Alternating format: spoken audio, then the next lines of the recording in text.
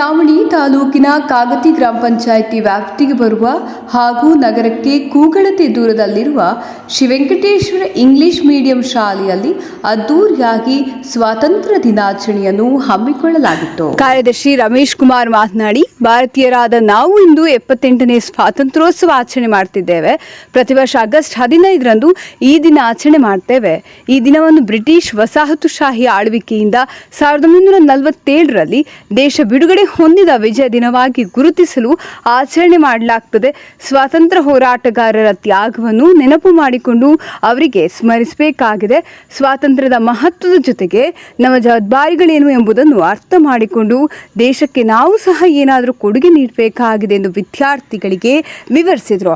ಶಾಲಾ ಆವರಣದಲ್ಲಿ ವಿದ್ಯಾರ್ಥಿಗಳಿಂದ ಉತ್ತಮ ಸಾಂಸ್ಕೃತಿಕ ಕಾರ್ಯಕ್ರಮಗಳು, ಸ್ವಾತಂತ್ರ್ಯ ಸಮರ ಯೋಧರ ವೇಷಭೂಷಣಗಳಿಂದ ವಿದ್ಯಾರ್ಥಿಗಳು ಕಂಗೊಳಿಸಿದರು.